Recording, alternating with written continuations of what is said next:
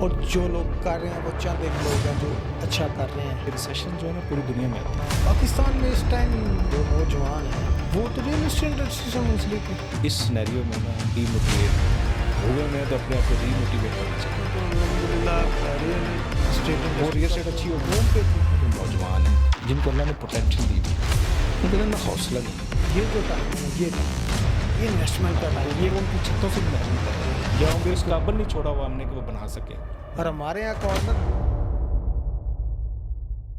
بسم اللہ الرحمن الرحیم. میں ملک جواد, مینیجنگ ڈائریکٹر لسانی ڈیولپر پرائیویٹ لمیٹڈ. آج ہمارے ساتھ اسٹوڈیو میں موجود ہیں الفت بھائی جو کہ کسی تعارف کے محتاج نہیں ہیں. الف ریئل اسٹیٹ اینڈ بلڈرز کے سی ای او ہیں, الف ٹور اینڈ ٹریولز کے سی ای او ہیں. الفت بھائی کیسے ہیں آپ؟ الحمدللہ بالکل اللہ کا شکر ہے. آپ جواد بھائی کیسے ہیں؟ الحمدللہ الحمدللہ. اللہ تعالیٰ کا بہت کرم ہے, بہت شکر ہے. اس کی ذات کا جتنا شکر ادا کیا جائے کم ہے. الفت بھائی کافی ٹائم سے آپ سے ملاقات کا سینیریو بن رہا تھا, بن نہیں پایا. تو میرے مائنڈ میں نا بہت سے کوسچن سے پاکستان میں کافی بے چینی پائی جاتی ہے. تو ہماری جو عوام ہے نا وہ بالکل اس ٹائم کہہ لیں کہ بے چین ہے. روزگار کے سلسلے میں جابز ہیں نہیں ہیں, کاروبار ہے نہیں ہے پاکستان میں, اور جو لوگ کر رہے ہیں وہ چند ایک لوگ ہیں جو اچھا کر رہے ہیں. باقی ہر بندہ ہی نا پاکستان کی انڈسٹری کو, کوئی بھی انڈسٹری ہے نا, پتہ نہیں کس طرف لے کے جانا چاہ رہا ہے. اچھا, اس میں آپ سے سب سے پہلا کوشچن یہ کروں گا کہ پاکستان میں ہمارے پاس جو انویسٹمنٹ اپرچونٹیز ہیں وہ کیا کیا ہیں؟ اچھا جواد بھائی, آپ نے جو بات کی ہے نا, یہ ابھی جو ہماری کرنٹ سچویشن ہے اکانومی کی, جی یہ تو دیکھیں ہم سارے اس چیز میں دکھی ہیں نا, اور افیکٹی بھی ہیں, بالکل پریشان بھی ہیں, ہمارے نوجوان پریشان ہیں. لیکن ایک بات ہے کہ یہ ریسیشن جو ہے نا پوری دنیا میں آتی ہیں. اچھا, ہمیں جن کو تھوڑا سا انٹرنیشنل سینیریو کا پتہ ہے, اس وقت مہنگائی اور ریسیشن بہت سارے ملکوں میں ہے. بالکل ایسے ہی ہے, سعودیہ میں بھی ہے. میں ابھی ریسنٹ عمرے پہ گیا تھا, جو 2021 میں تھی چیزیں کافی سستی تھیں, اب وہ چیزیں ڈبل پرائس پہ ملی ہیں. زیادہ ہوئی نہیں ہے. آپ ایون ویسٹرن کنٹریز میں بھی, امریکہ میں مہنگائی ہوئی ہے, یو کے میں ہوئی ہے, وہاں ایجوٹیشنز بھی ہوئی ہیں, وہاں انٹرسٹ ریٹ بڑا ہوا ہے. بالکل ایسے ہی ہے. تو ایک تو یہ ہے کہ اس میں ہمیں نا پریشان نہیں ہونا چاہیے. اب دیکھو ایک رسپانس ہوتا ہے نا, تو میں اپنے, ہم بھی ڈسٹرب ہوئے ہیں, ہمارا بھی اکنامک سائیکل ڈسٹرب ہوا ہوا ہے, ایز اے انڈیویجول بھی اور ایز اے گروپ بھی. تو ایک تو یہ ہے کہ ہمیں سب کو اس سینیریو میں نا ڈی موٹیویٹ ہوئے میں تو اپنے آپ کو ری موٹیویٹ کرنا چاہیے. بالکل بالکل. اور پازیٹیوٹی کی طرف جانا چاہیے. اور بہت سارے میرے بھائی ہیں, آپ نے بھی دیکھا ہوگا, ہماری انڈسٹری سے بھی ریلیٹڈ ہے, بالکل, جو گھروں میں بیٹھ گئے ہیں. پاکستان میں اس ٹائم جو نا 60% ینگرز ہیں, جو نوجوان ہیں, وہ تو ریئل اسٹیٹ انڈسٹری سے منسلک ہیں, اور وہ کافی ڈی موٹیویٹ ہو گئے ہیں. یا تو آفیسز بند ہو گئے ہیں, اور یا آفیسز مرجنگ بھی آ گئے ہیں. لوگوں کا آفس کا رینٹ نہیں نکل رہا, ایون تنخواہیں نہیں نکل رہی, بجلی کے بل نہیں نکل رہے. یہ جو مسئلہ ہے نا, یہ بھی میں نے بھی, اسی لیے آپ نے میرے 2 انٹروڈکشن کرائے ہیں نا. جی, تو پتہ نہیں کیوں مجھے ایک اندر سے ایک انٹیوشن یا فیئر تھا, کہہ لیں آپ, یا دوسرے معنوں میں, کہ کوئی ایک کام اگر ڈسٹرب ہو جائے پھر کیا کریں گے. تو میں نے اسٹارٹ میں جب بزنس میں آیا ہوں نا, تو 2 ہی شروع کیے, اور وہ مجھے اس کا فائدہ یہ ہوا کہ کووڈ میں ٹریول بند ہو گیا, اور اب ریئل اسٹیٹ سلو ہوا ہے, تو اب وہ چل پڑا. کووڈ میں تو الحمدللہ ریئل اسٹیٹ وہ ریئل اسٹیٹ اچھی ہوگی, بوم پہ تھی. اچھا, یہ نا ہم ملٹی ٹاسکنگ سے ڈرتے ہیں, حالانکہ پوری دنیا اپنے نوجوانوں کو, بچوں کو ملٹی ٹاسکنگ پہ ٹرین کرتے ہیں. ایک تو میں لانگ ٹرم سلوشن کے طور پہ اپنے سارے نوجوان جو ہمارے بچے ہیں, اللہ تعالیٰ ان کو ترقی دے ان کی زندگی میں, کہ ملٹی ٹاسکنگ سیکھنی چاہیے. بالکل, ایک فیلڈ کے اوپر ڈپینڈ نہیں کرنا چاہیے, ایک بات. اچھا, دوسرا جو آپ نے مین کوشچن کیا ہے, یہ تو تھوڑی سی انوائرمنٹ تھی, میں چاہتا تھا کہ ہم پازیٹیوٹی کریٹ کریں اس میں. دوسرا جو آپ نے انویسٹمنٹ اپرچونیٹیز بتائی ہیں نا, اب یہ نا ایک پرانا یونیورسل ماڈل ہے. آپ دیکھیں ہمارے اللہ کے نبی جو تھے, حضرت ختیجہ رئیس خاتون تھی, بالکل, وہ انویسٹر تھی. بالکل ایسے ہی تھا. ایسے ہی اللہ کے نبی جو تھے وہ بزنس مین تھے, مطلب ہی واز اس وقت 25 ایئرس کے ورکنگ ینگ مین تھا. بالکل, جس طرح آج بھی نوجوان یونیورسٹی میں پڑھ کے سب they want to do something, لیکن ان کے ساتھ انویسٹر کا ایشو ہوتا ہے. اچھا, یہ ہماری جو سینئر اور جونیئر جنریشن ہے نا, اس کے اندر گیپ اور مسٹرسٹ بھی ہے بہت زیادہ, بہت زیادہ. تو وہ ہمارے اعمال ہیں. اب اس کا کسی ایک اسپیسیفک پیریڈ سے تعلق نہیں ہے یا گورنمنٹ سے, یہ ہمارے سوسائٹی سے ریلیٹڈ ہے. تو ہمیں ایک تو یہ ٹرسٹ کو میوچولی اپنے آپ کو ہمیں ایز اے سوسائٹی ٹھیک کرنا چاہیے سر کہ کچھ ہو جائے ہمیں ایک دوسرے کی امانت کا خیال رکھنا چاہیے. بالکل.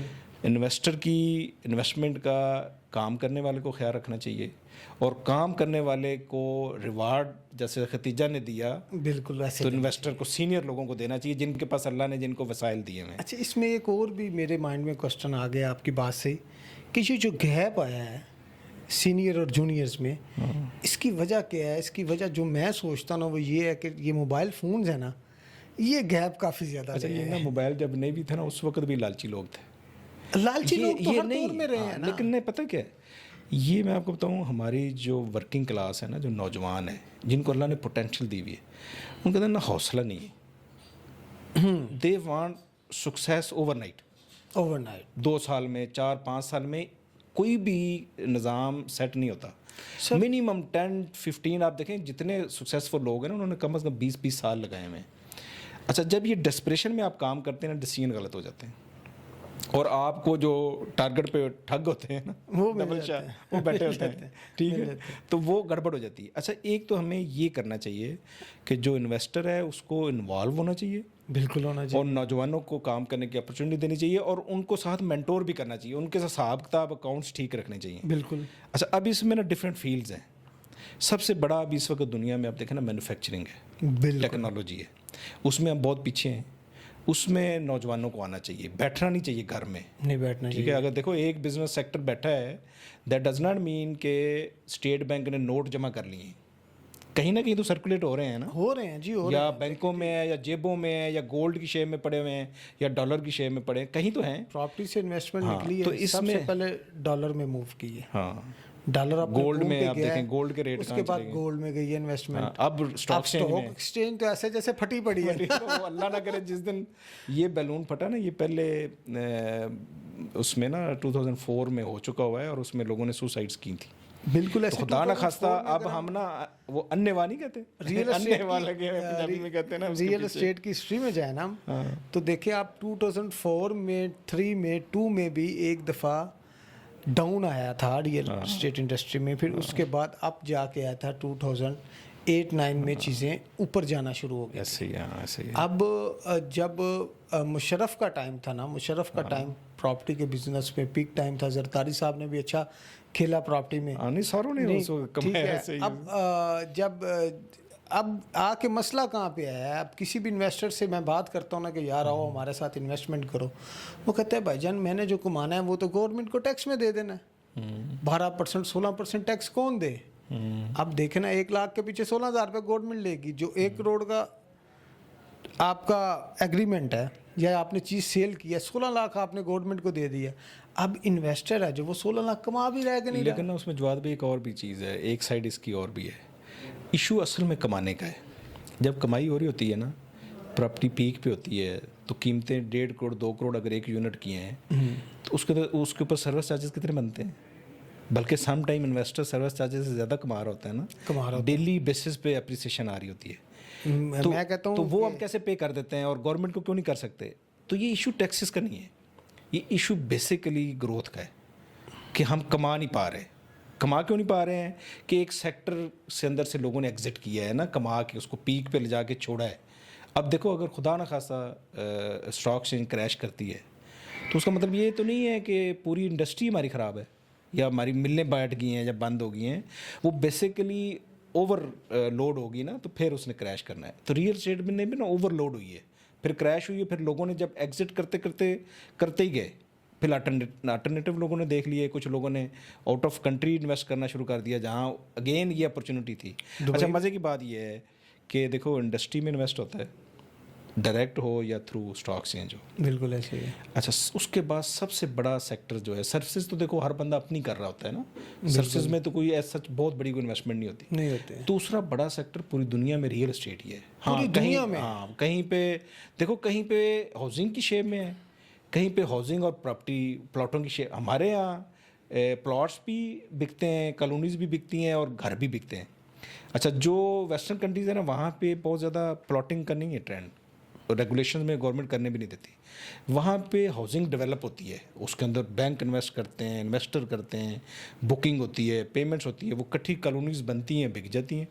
تو وہ ان کا بیسکلی بہت بڑا انڈیکیٹر ہوتا ہے, کور لائن. اچھا ویسا ماڈل ہم پاکستان میں نہیں امپلیمنٹ کر سکتے؟ کر سکتے ہیں, کرنا چاہیے. اب دیکھو نا, جو ہم یہ کہتے ہیں کہ کسی ایک گورنمنٹ کی پالیسی اینٹی ریئل اسٹیٹ ہے, کسی کی پرو انڈسٹریل ہے, کسی کی کچھ ہے, تو اس کا ایک درمیانہ مڈل وے بھی ہے نا, کہ آپ پلاٹنگ سب کے لیے منع کر دیں, ہاؤسنگ کو پروموٹ کریں, کنسٹرکشن کو اکنامیکل کر دیں. دیکھو اس کا فائدہ کیا ہوگا. اب آج کی جو ریئل اسٹیٹ ہے, پلاٹس ہیں, یہ گھر بنانے والوں کے لیے تو فیوریبل ہے نا.